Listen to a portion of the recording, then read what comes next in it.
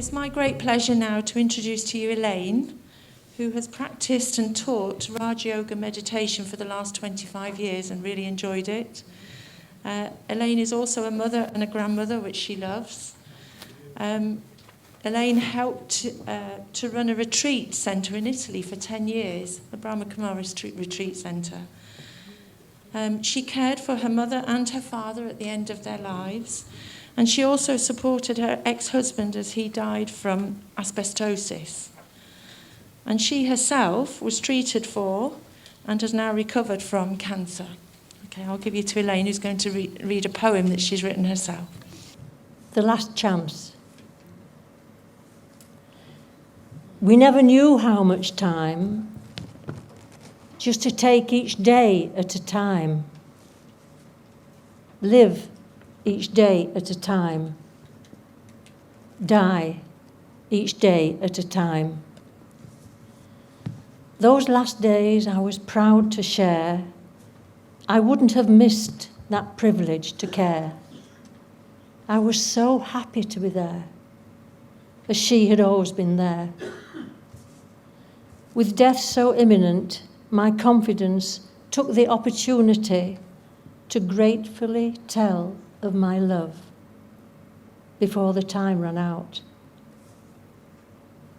An inner force took charge. I was strong for the others and portrayed a forced cheerfulness. Only she knew of my lonely tears. So much love given, so much love received, so many people touched over so many years. No secrets, all was revealed. No guilt, as everything possible was done. No fear, we knew God was near. No misgivings. A last chance to say thanks. A last chance to give in return. A last chance to right any wrongs. Peace of mind to override the heartache. Thank you.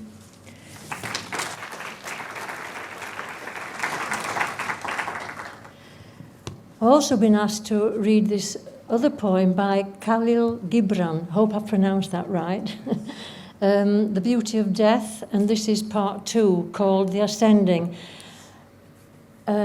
It fits in quite nicely with what I've just read, although when I first read it I thought, I'm not so sure about this, but it does fit in nicely. So, The Ascending.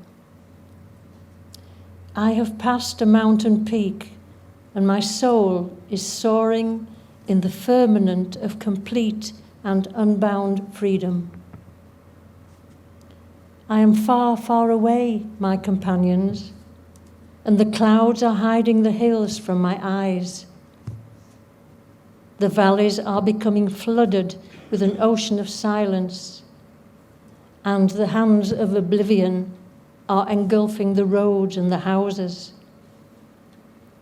The prairies and the fields are disappearing behind a white spectre that looks like the spring cloud, yellow as the candlelight and red as the twilight.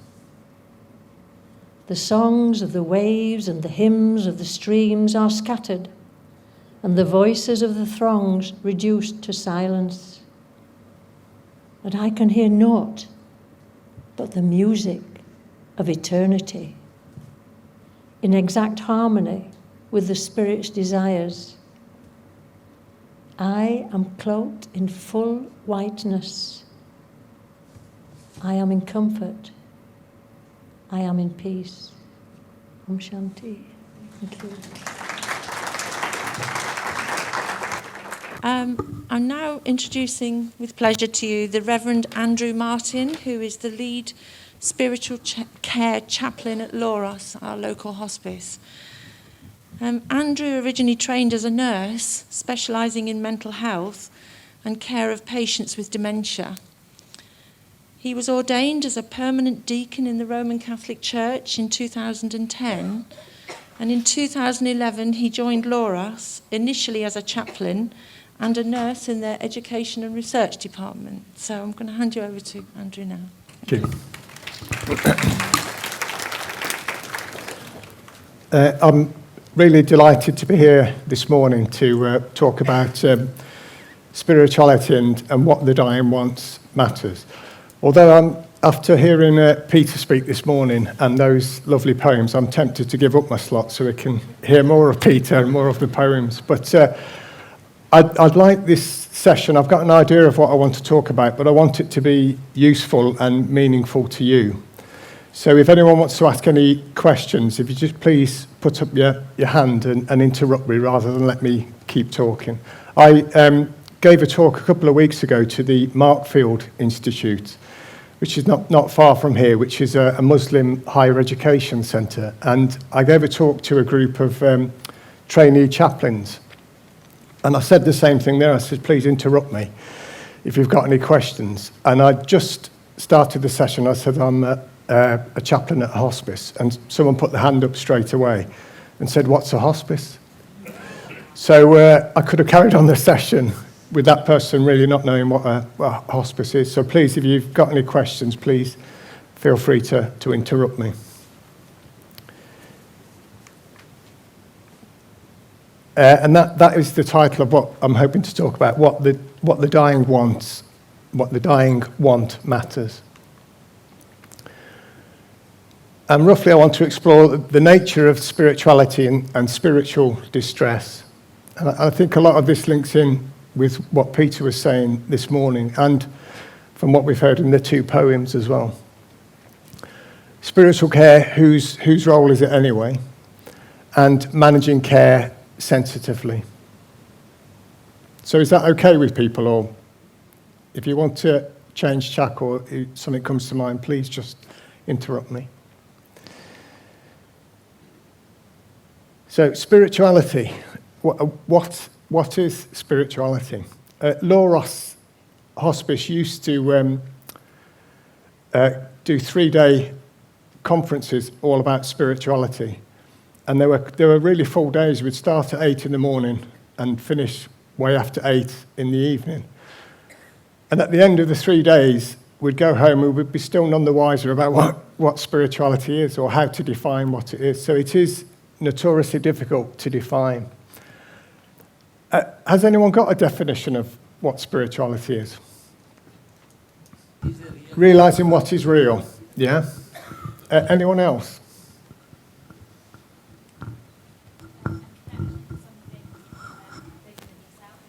A connection to something bigger than yourself, yeah?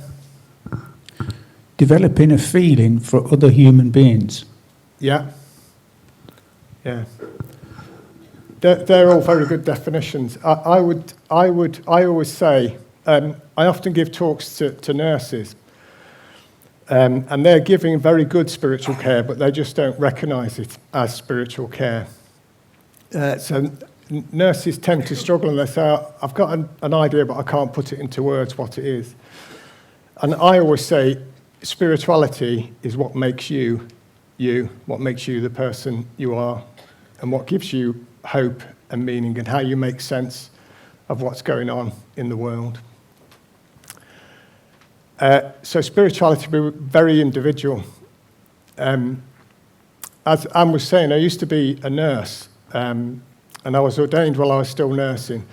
So I went from being a nurse the end of one week and then started as a chaplain in a hospice the following week. And I learnt very quickly that I could go in to see someone and have preconceived ideas of what that person would want and what would be important to that person.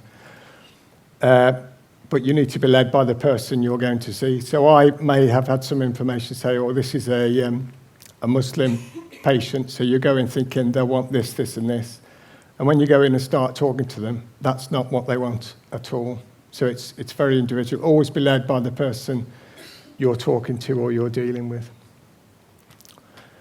And it's a wider concept than religion. I think a lot of people, when they hear the word spirituality, will automatically think religion. And I was very guilty of that as a nurse.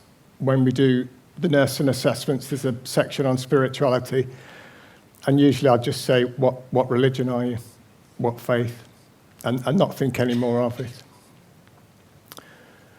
And it's a journey, especially at the end of life.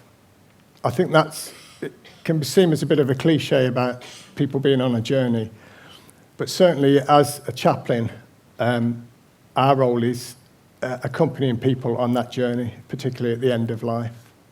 And that's often how patients will explain it. It's like, it feels like a journey, and I'm coming to the end of my journey.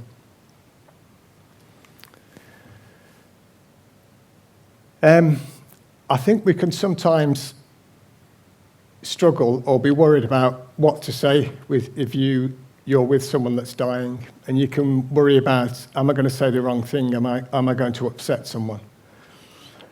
And I always say, don't worry about that. The fact that you're there with someone is very, very important, and it will be important to that person as well.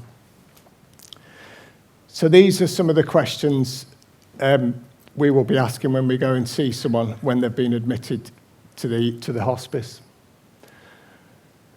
What gives you a sense of meaning and purpose? What keeps you going in difficult times? Where do you get your comfort and support? And what can we do to make this part of your life the very best that it can be? So I think when patients are admitted, particularly to the hospice or in any health, so if they're admitted to hospital, they'll be asked, what religion are you? And that's some of the information that we have to collect. And when they're admitted to the hospice, they'll be asked, what religion are you? And they'll also usually be asked, we have a chaplaincy team, a spiritual care team. Would you like to see the chaplain? And a lot of people say, no, I'm not religious. And part of our role is to get past that and say that doesn't matter. So if I walk on, particularly we've got a lot of single rooms at the hospice, but we have got some bays with 4 beds in each bay. If I walk into one of the bays with my dog collar on, I could almost guarantee most of the patients' heads will go down and think, I hope he's not coming to me. Or if I just happen to catch their eye and they think, oh, he is coming to me. And I'll say, hello, I'm Andrew, one of the chaplains here. And I can almost guarantee the first thing they'll say is, but I'm not religious. And we have to very quickly get past that and say, that doesn't matter. We're here to support you in any way we can. And often people will say, I'm not religious. But then when you get talking to them, they'll say, oh yeah, I believe in something, or I believe in God. What they generally mean is, I don't go to church, or I don't go to the temple, or I don't go to the synagogue or the mosque. So I would say most people have got, although they wouldn't describe themselves as religious, they have got beliefs. And I've met very few truly atheist people. And we tend to have a lot of input, probably the most input, with people that have identified as having no faith or being agnostic or atheist.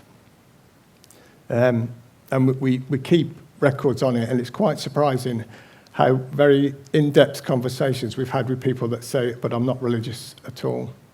So we've all got spiritual needs. For some people, that will be religious, and they will have religious needs that need to be addressed. But everybody has got spiritual needs. Spiritual pain. Has anyone come across that spiritual pain? Or would anyone know what spiritual pain is? Again, I think it's quite hard to define. I think this is quite a good definition. It's a bit wordy, though. A deep pain where there is a gap between a person's innermost sense of value and meaning and the external reality, which threatens the integrity of the whole person. Life falls apart or seems utterly meaningless, and devoid of hope. It's just to demonstrate really when we have a physical illness, when we have a simple illness, our physical needs are the most important things. Like if you've got a raging sore throat, you go to the doctors and hopefully get some antibiotics or whatever to treat that. Your spiritual needs, although they'll still be there, they're not at the forefront. However, when you've got a really serious illness or you know you're nearing death, your physical needs will become less important. They'll still obviously be there, but it'll be your spiritual needs that will need addressing and need supporting. There's a professor up in Napier University up in Edinburgh who's looking at why we have chaplains and do we need chaplains and what is the point of having chaplains. And he went into it because he just he was looking for areas to research. He wasn't particularly pro or against chaplains, but he was looking at why do we have chaplains. And the initial findings he's got are saying that chaplains are vital and spiritual care is vital in healthcare.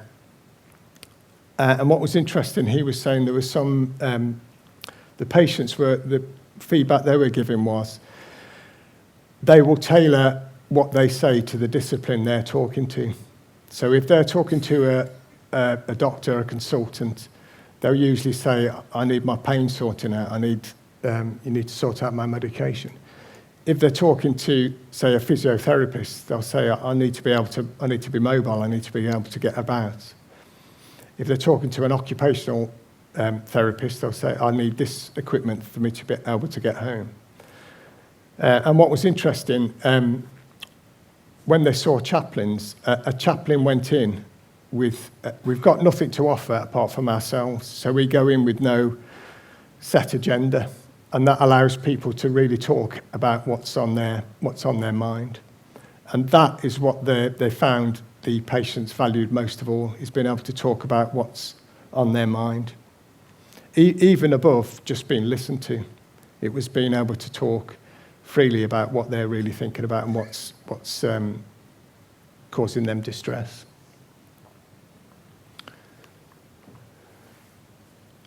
Has anyone come across this idea of biographical pain? I think, again, it links in with what Peter was saying earlier. One important dimension of spirituality is the process of coming to terms with who you are and what you have done in your life as it comes to a close. And again, this is a bit wordy. This is from Professor Malcolm Johnson, who came up with the idea of biographical pain. The irredeemable anguish which results from profoundly painful recollections of experienced wrongs which can now never be righted. And when I first came across it, I struggled to understand exactly what he was saying until I thought about a patient I nursed, it must be over 10 years ago. So how can we help? I think it says on the flyer about we can, and I mentioned it at the beginning, we can be worried about what would we say to someone if we know someone's dying, and how can we support them, and being worried about, will I say the right thing or will I make things worse? So you need to acknowledge of who a person was and not just is.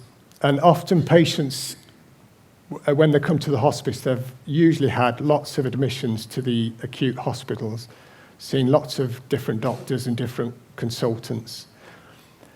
And people will say when they come to the hospice, I'm more than just my illness, I'm more than just cancer, I'm more than just motor neurone disease, I'm more than just heart failure, I'm a person. And a lot of our role, particularly as chaplains, is to listen to people's story. And it never ceases to amaze me how important it is for people just to be able to tell you their story about who they are. Like I say, I'm more than just an illness. So people want to tell me I used to be a dancer. I won medals for being a ballroom dancer. Or I used to be really good at sport. I played at a really high level of sport. My I'd been at the hospice about a month, and one of my sons, he'd have been about 14, I think. I got home from the hospice and he says, what's your job now then, Dad, if you're not nursing anymore? If you're, what do you do as a chaplain? So I tried to explain what we did. And he listened for a few minutes and then just nodded his head. He said, so you just walk around talking to people? And I said, oh, it's a bit more than that, and explained a bit more. And then he nodded his head again. He says, doesn't sound like it. And in essence, that is very much what we do. We just listen. We don't talk, actually. We listen more than talk. The importance of people being able to tell you who they are and to be seen as a person. Dame Cicely Saunders. Does anyone know Cicely Saunders? You must have heard of. She's like the founder of the modern hospice movement. And one of her phrases was, you matter because you are you, and you matter until the moment you die. And that's very evident when you're with people at the hospice, particularly at the end of life, is making them realise that they matter. We need to recognise that people want to go to their end believing that their lives have been of some worth. Be more closely attuned to their spiritual needs that come with the finitude of old age. Accept that older people are almost always ready to and willing to talk about death and dying. They think about it a great deal. And again, I think what Peter was saying about we need to talk about death and we need to think about death. And you can almost be afraid of talking about death to particularly someone that's elderly. But the evidence is that they think about it a lot anyway, and they're more than willing to talk about it. And if they're not, they will let you know anyway. So I would always say, put out feelers and then talk about death. It's really important to talk about it. And be ready to hear about and be equipped to respond thoughtfully to biographical pain.